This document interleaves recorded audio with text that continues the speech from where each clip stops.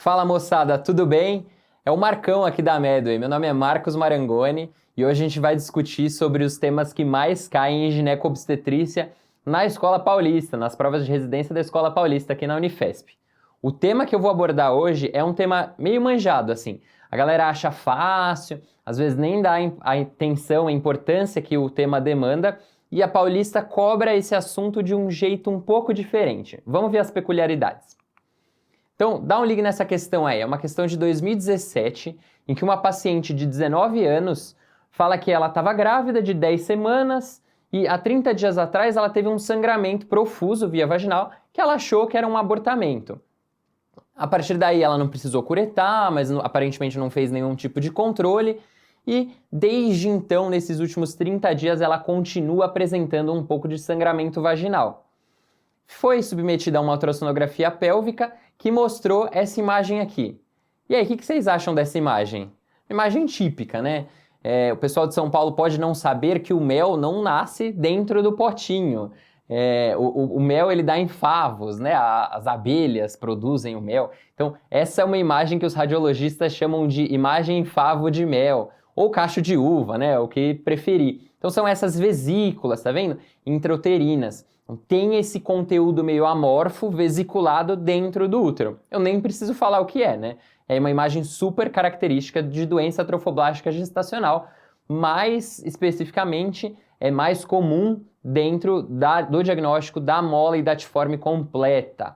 Então, só com isso, só olhando essa ultrassonografia aqui, que a Paulista gosta de colocar, a gente já parte para as alternativas. Vamos ler uma por uma. Então, o que a gente acha que é um abortamento? Então, é para citar o diagnóstico e a conduta, né? O que a gente acha que é essa imagem? Um abortamento incompleto na letra A ou um abortamento retido na letra E?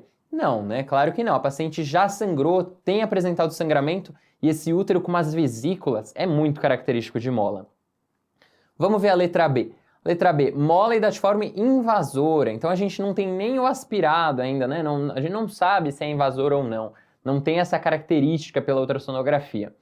Mola datiforme parcial, pouco provável, e ele coloca aqui, ó, conduta esvaziamento uterino com misoprostol. Lembra que na mola não tem indicação de usar o misoprostol. A conduta na gestação molar é esvaziamento uterino, de preferência com vácuo-aspiração, né? Você fazer uma aspiração intrauterina, que é justamente o que fala aqui na letra D, que é a alternativa correta, né? Então, só de olhar aquela imagem e pensar um pouquinho nessa história que é bem típica, então é um sangramento que vem se repetindo, sem exame de imagem prévio, a gente faz esse diagnóstico de mola datiforme completa e a conduta é sempre cirúrgica com esvaziamento uterino por vácuo-aspiração. Beleza? Vamos para a próxima. Então, essa é um caso um pouco diferente. É uma quartigesta primípara com 3 abortos anteriores. Então, 3 abortos anteriores já é indicativo de você pesquisar trombofilia, né? Por que ela tem tanto aborto assim, esse aborto de repetição, né? Lembra que um aborto espontâneo na vida, toda mulher tem direito, né? 3 abortos ou mais a gente já tem que fazer uma investigação, certo? Então, vamos lá. Foram abortos espontâneos entre 6 e 7 semanas de gestação. Na investigação laboratorial, depois da última perda gestacional, o que foi achado? Um FAM positivo com titulação de 1/160, anticorpo anticardiolipina IgG 19 e IgM de 15, em 2 ocasiões, com intervalo de 12 semanas. Olha como a Paulista é bonitinha, ó. Ela te dá os valores de referência. Então, se você for pegar tanto o IgG quanto o IgM, você tem que não tem uma positividade desses anticorpos, né? Fica ali numa área meio indeterminada. O que não dá para a gente fechar aquela síndrome que você já deve ter pensado, que é a síndrome do anticorpo antifosfolípide.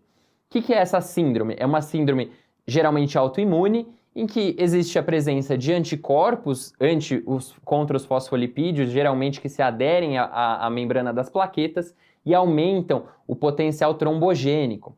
Como a gente faz o diagnóstico? Tem uma tabelinha lá e você precisa ter pelo menos um critério clínico e um laboratorial. Dentre os critérios clínicos pode ser pelo menos um evento trombótico, ou arterial, ou venoso, ou uma patologia obstétrica, um mau passado obstétrico, né? Então, óbito fetal acima de 10 semanas, por exemplo, com feto normal, ou então parto prematuro com menos de 34 semanas, decorrente de pré-eclâmpsia, eclâmpsia ou senescência placentária. E a terceira hipótese para esse mau passado obstétrico é a presença de 3 ou mais abortos. Então, essa paciente, ela tem esse critério clínico. Ela teve 3 abortos. Então, basta mais um critério laboratorial. A gente, no critério laboratorial, o FAN não entra, então tem que ser ou anticorpo anticardiolipina, ou beta-2-glicoproteína 1, ou anticoagulante lúpico. O que ela tem aqui, o FAN não entra, e o anticorpo anticardiolipina está nessa zona indeterminada, não fecha critério. Então ela não tem fechado o diagnóstico de SAF, certo? Vamos ver as alternativas aí. Qual o diagnóstico provável dos abortamentos e o tratamento? Então, aloimune, imunoglobulina endovenosa, a gente não sabe tipagem sanguínea, a gente não sabe nada, né? A gente não tem essa informação no enunciado. Não deve ser isso. Síndrome do anticorpo anticardiolipina, que é a síndrome do anticorpo antifosfolípide, né? O termo correto. Então, ela não fecha esse critério, né? O dedo chega a coçar para marcar essa questão. Porque aborto de repetição, dosar a cardiolipina, e aí tem aquela coisa meio nebulosa, mas não, segura a mão, não marca, porque não é essa a resposta. Não identificado e sem tratamento. Então, é uma causa não identificada, né? Pelo enunciado, a gente não tem nada que determine um diagnóstico fechado e um tratamento específico. O lúpus, vocês podem pensar, mas ela tem FAM positivo. Só com o FAM você não consegue fechar para lúpus eritematoso sistêmico também. E trombofilia hereditária nem tem questão aí falando, não tem nada no enunciado falando dessa pesquisa. Então, qual que é a resposta certa? É uma causa indeterminada, nós não sabemos porque ela tem esses abortos de repetição, né? O anticorpo anticardiolipina veio indeterminado, não fecha critério para SAF. Questão, uma bicuda da Paulista no nosso estômago, mas pensando, analisando direitinho, a gente consegue chegar na resposta correta. Beleza? Respira depois dessa que eu sei que essa doeu. Vamos lá. Próxima questão. É uma primigesta de 39 anos de idade, com uma gestação de 8 semanas, que procura o pronto-socorro por um sangramento vaginal discreto a 3 horas. No exame, ela tem um útero aumentado, amolecido, um colo impérvio e um discreto sangramento pelo orifício externo cervical. O beta é positivo, então ela tem beta positivo. Não tem como fazer ultrassom naquele momento, no pronto-socorro não tem disponível. A grande realidade dos pronto-socorros aí da cidade em geral ou do estado. Qual que é a conduta mais adequada? Então, você vai internar a paciente, então sangrou pouco, não está com sinais vitais, não fala de instabilidade, o sangramento é em pequena quantidade, ela acabou de descobrir que está grávida, né? Ela nem sabia, fez o beta agora. Vai prescrever progesterona via vaginal? Progesterona ajuda em alguma coisa? Não, né? Em ameaça de aborto não ajuda a progesterona, a não ser alguns casos específicos que a gente suspeita de insuficiência lútea, mas a progesterona não tem indicação nesse momento. E 800 microgramas também não é essa dose.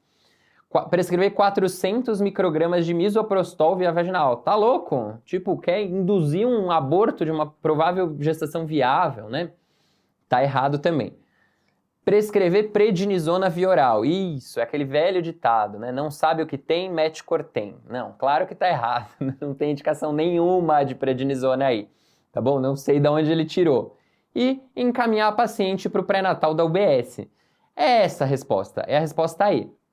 Mas, Marcos, ela sangrou. Você vai deixar ela sangrando ir para casa. Calma, é um sangramento em pequena quantidade e ela precisa de um exame de imagem. Provavelmente é uma ameaça de aborto. Lembra que o sangramento no primeiro trimestre é bastante comum, né? Cerca de 25 a 30% das mulheres vão ter sangramento no primeiro trimestre. E metade dessas mulheres vai evoluir para uma gestação normal. Então, orienta ali para casa, orienta sinais de alarme, claro, né? Se sangrar bastante, ela tem que voltar.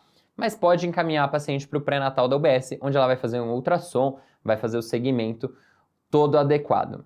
Certo? Ficou clara essa questão? Questão aqui meio cabulosa também, a Paulista gosta dessas coisas meio cabulosas no sangramento de primeiro trimestre, eu avisei vocês. Agora vamos fazer uma análise do que a gente achou nos últimos 5 anos das provas da Paulista de ginecologia e obstetrícia. Então, sangramento da primeira metade da gestação é o terceiro foco mais cobrado, a Paulista ama esse foco.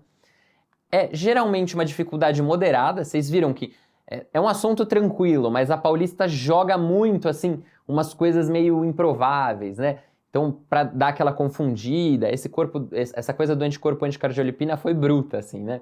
Então, tem uma dificuldade moderada e na Paulista, questões de GO com imagem correspondem a 14% da prova. Então, as imagens são muito importantes de serem reconhecidas e interpretadas adequadamente. Geralmente não são imagens do além, super difíceis de ver, mas você tem que ter o olho treinado para reconhecer os padrões e interpretar a imagem numa boa, certo?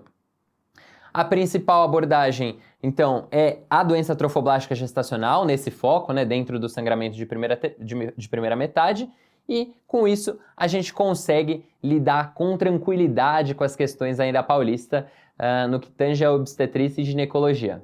Beleza, pessoal? Eu espero que vocês tenham aproveitado. Eu estou à disposição para tirar as dúvidas de vocês. Manda os comentários aí embaixo e a gente se vê na próxima. Grande abraço!